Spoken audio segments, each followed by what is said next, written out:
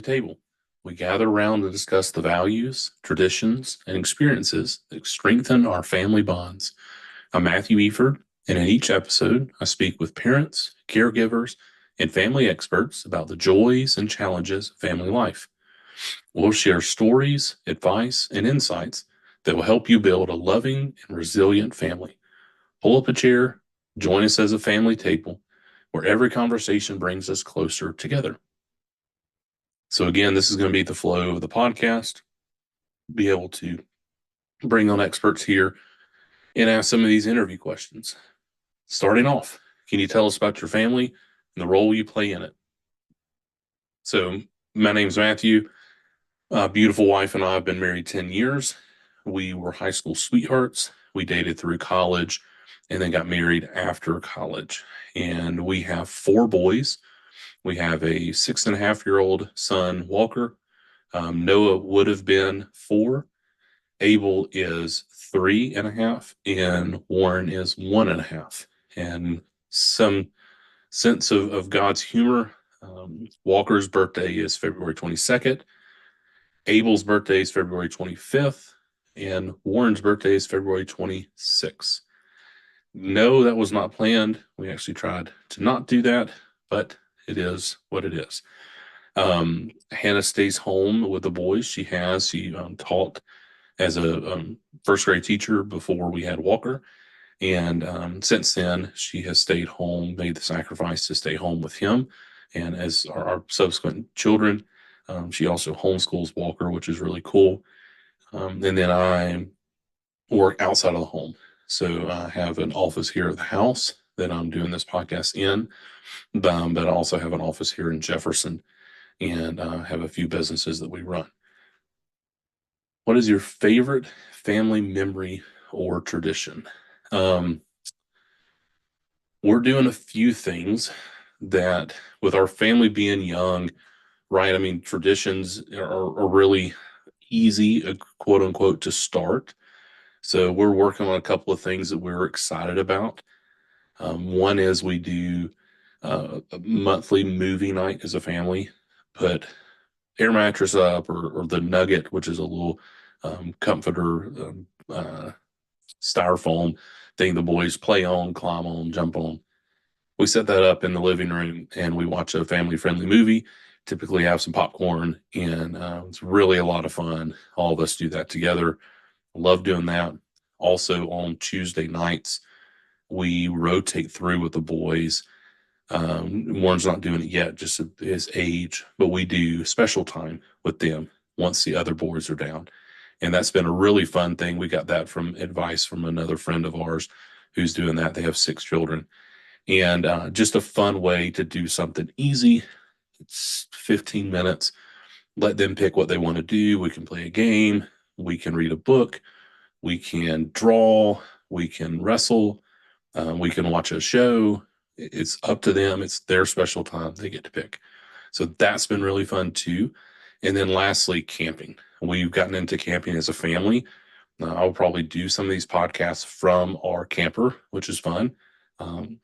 But it's been really, really fun to be able to get out as a family and go and enjoy God's creation.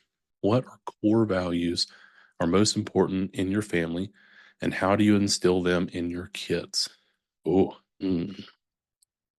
We have several. Hannah's probably better at these than I am with saying them offhand. Kind of our family slogan is "Even though we will."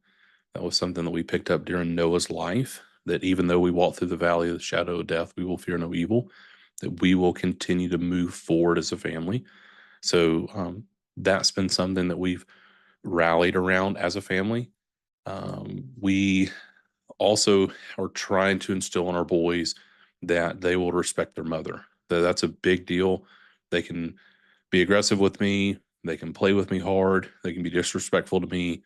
But the serious consequences in their life, which are the consequences they have, are around being disrespectful to their mom, to mommy. And so we're really focusing on those as a kind of cornerstone, trying to help define. We're in the coaching years with our boys, and really trying to come alongside them and remind them a lot, but remind them that nope, that response is disrespectful. Here's why. Here's a better response. Let's try that again. Really trying to help coach them into a better attitude and better response in the way that they can interact specifically with their mom. What's been the most rewarding aspect of raising a family? Oh, I love to see several things. I love to see Hannah as a mom. It's very sweet. I love to see the tenderness that she has. Um, she just has a way about seeing people and a love for people that I admire a lot. And I love to see her as a mom and as that's more come out in her. It's been really cool. Um, it is very fun, my boys wanting to spend time with me and choosing to do things with me that they enjoy and I enjoy. And that's been very fun to be able to teach them things that I enjoy, like fishing, camping, riding bikes, swimming, building fires, exploring, finding bugs. That's been very, very cool to see them kind of get grafted into what I enjoy doing, but then also being open to what they enjoy and trying to be cognizant of that. So that's been fun. What are some ways you teach your children about responsibility and independence? Oh, we are working on that a lot with the older boys. Um, we are working around what our family does. So, kind of back to one of the core value questions, we say in our family we help each other, and that's a big deal for us. That we want to be helpful. That if someone asks us for help, that we do everything we can to help them. And so we have specific things the boys do to help clean up after dinner, after meals, putting dishes away. For Walker, it's actually washing the dish off, putting it in the dishwasher, throwing trash away. Abel, it's throwing trash away and putting his dish by the sink or in the sink, um, helping clean up the floor, using the vacuum, wiping down the table, picking up toys, um, for bringing in groceries. It's many things. What we're trying to do is we're trying to get them involved in the things that it takes to run our family, the things that we do day in and day out. That as many of those as we can bring them into, the better. It takes patience. It's not always great. We definitely don't always do it great, specifically myself, but something we're trying to do and trying to learn to show them that food doesn't just magically appear on their plate, that it takes time, that their bed doesn't just magically get made or change if they, pee in their sheets, that we're really trying to invest time in showing them the things that we do as a family and how we can help each other. Tell us a practical way that you maintain strong relationships within your family, both with your spouse and your children. So, or take the spouse first. Hannah and I have a date night, and we try to, on some sort of rhythm, we've done it better at times than others, that we actually try to get out of the house. We don't do that weekly. It's very expensive to get out of the house weekly, but we do have a set aside time during the week that we protect and we spend time together. So maybe it's watching a movie, watching a show. We've got questions that we go through. We have a covenant group at church that we go through the soul care 4Ds, discoveries, determinations, delights, and drains. And so Hannah and I actually go through that as a couple, and we share that with each other. Just, hey, what's something this week that's been draining you? What's something that's been filling you up? What is something you're delighting in? What's something you've discovered this week or this past month? And what are you determined to do about it? How can I help you? That's been really good for us. That's a pretty practical way that we engage between the date night and then going through the 4Ds.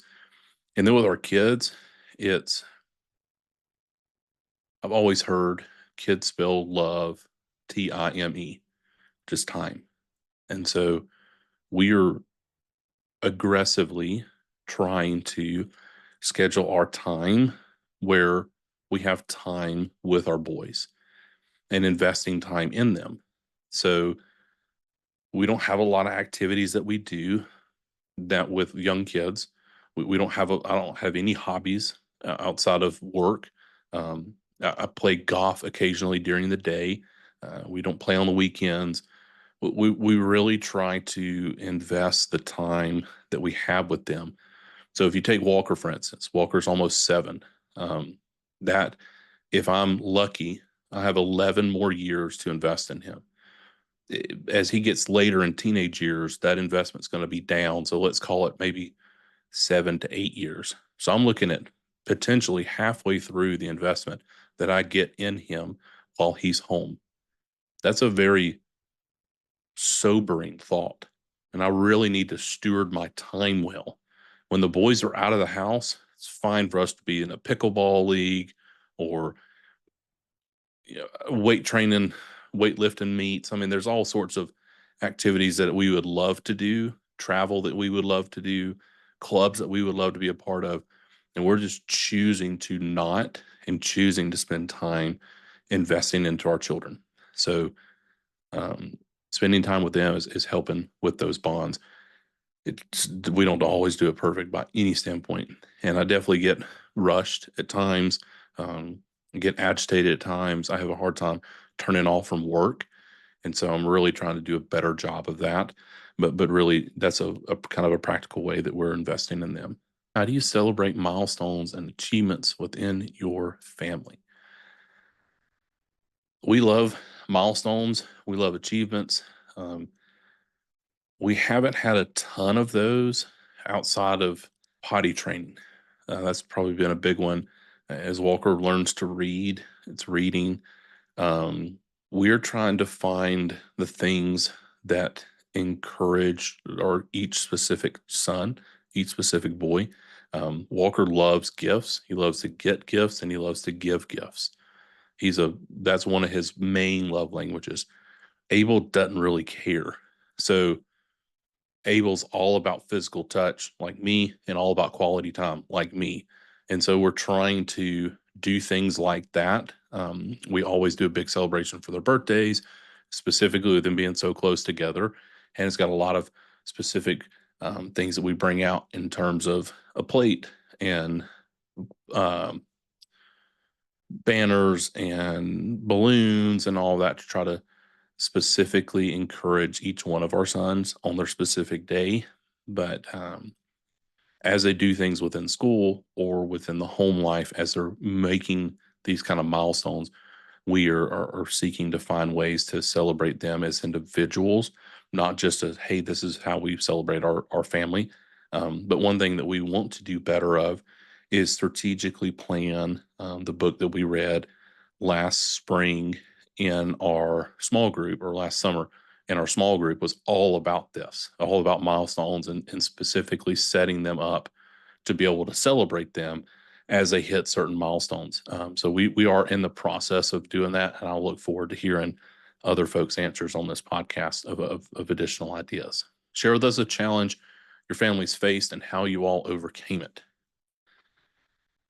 Um, the passing of Noah obviously was a huge challenge for us, and we are still seeking to move forward from that, kind of overcome the absence of him.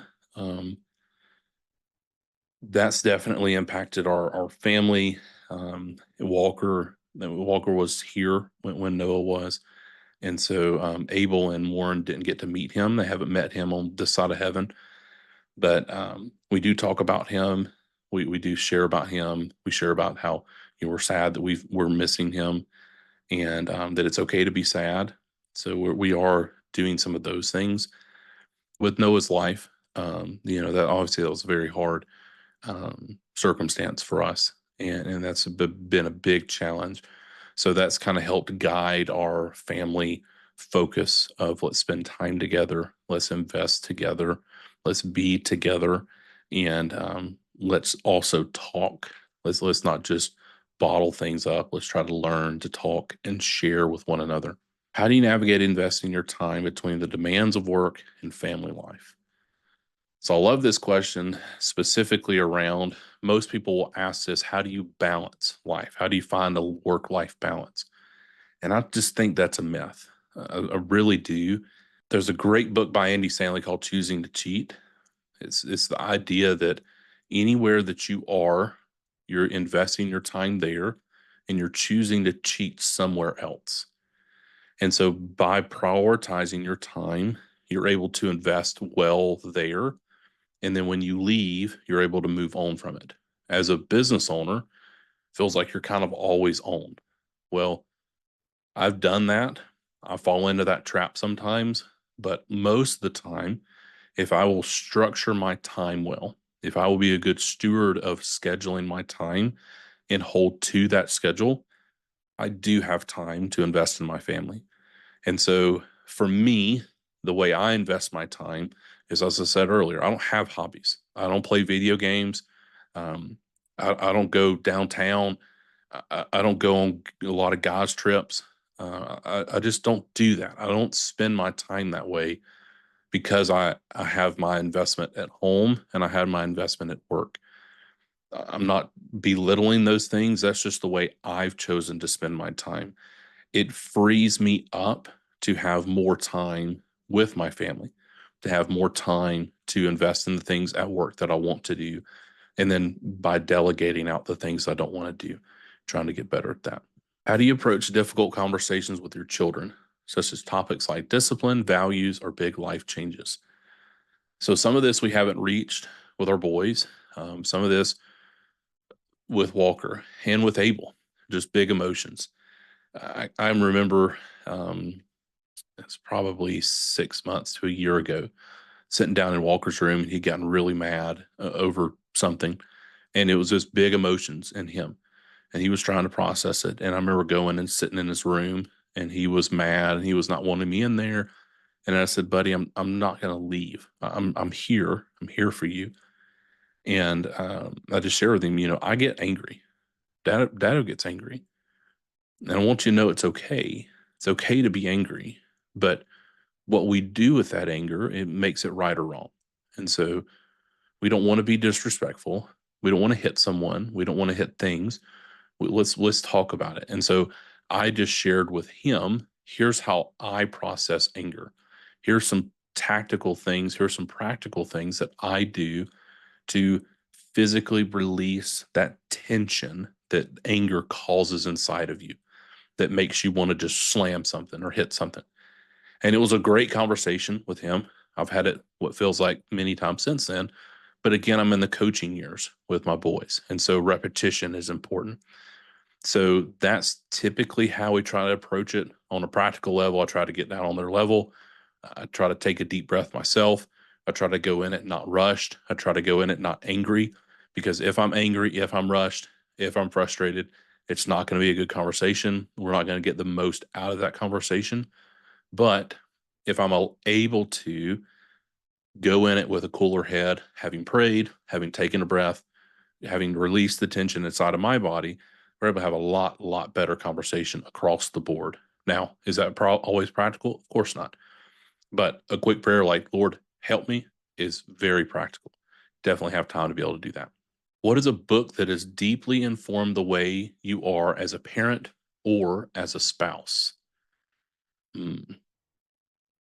I know one for me as a parent is one that originally informed me a lot as a spouse, which was The Five Love Languages.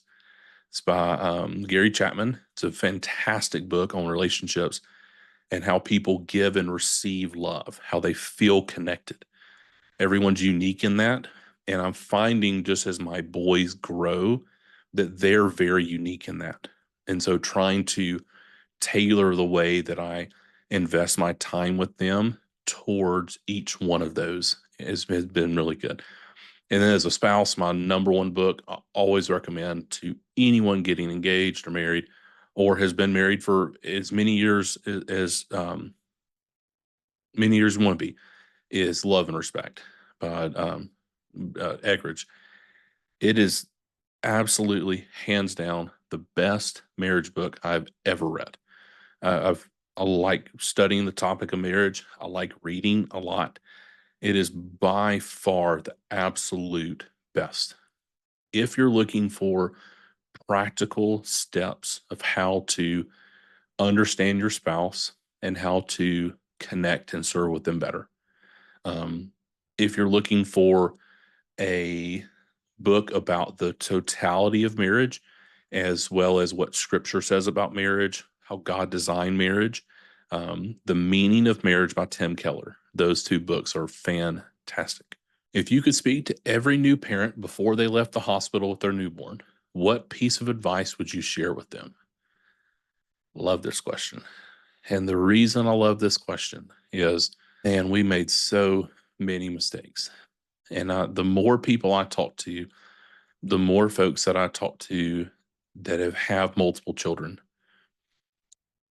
I see a repetitive nature of allowing more grace to be extended to your kids, to try to be that the natural inclination and the natural response is to not always say no and to extend grace and mercy first instead of just discipline. And that's something I'm learning. That's something I'm trying to grow in. But man, I would really encourage the parents to say that and encourage them in that. And then I would give the same piece of advice that my doctor gave me is your wife will return. You're going to feel like you potentially came home with the wrong spouse. You did not. You need to be patient. You need to be loving, and you need to give her time. Those are probably the two biggest pieces of advice that I would give. Outside of passing along your faith, what's one piece of wisdom or tradition you hope to pass down to future generations in your family? One thing that I focus on a lot with the boys is that we take ownership of our actions. That's something that I would love, a kind of a piece of wisdom or tradition, just a staple point in our life is that we take ownership of the actions that we have and the actions and the things that we do, and that every action has a consequence. Some of them are good, some of them are bad, some of them are none, but every single action has some kind of outcome to it. And so we want to be good stewards of the actions that we do. We want to be thoughtful. We want to be measured in our approach and the way that we connect with people. And then probably second to that is just a genuine love for people. I would love for our family to be marked that the Efird family and the extended family outside of the Efird family tree is that they are a family marked with love, that they truly love people and they love them well. And then last question, what advice would you give to yourself 10 years ago? Be willing to get up earlier to be able to have more time in the afternoons with Hannah and then with the boys instead of trying to sleep in and then working later in the afternoons. I've just found, Ben Franklin, early bed, early to rise makes a man healthy, wealthy, and wise. And that's really something that I've tried to learn and grow in is that if I can get up at a decent time, that I can have my personal quiet time. I can get stuff ready for the boys to help Hannah. I can have between an hour and 2 or 2.5 hours to work on the core things I need to do that day. And that has been really helpful for me to free up my afternoons, that I can be much, much, much more present and engaged. That's probably the advice that I would love to have known 10 years ago as we were getting married. Thank you so much for joining the family table. This is kind of the flow of the way the conversations are going to go. Obviously, interviewing myself, there's not a lot of tangents that I go off on, but we will be going off on those as we have folks come in. This will be pastors, ministers, lay people, counselors, family life specialists. The sky's the limit for folks that want to be able to share around the family table. and we want to have chairs, and we will be able to pull them up and invite them to come and to share their wisdom with us. So thank you so much for joining us. God bless, and we'll see you soon.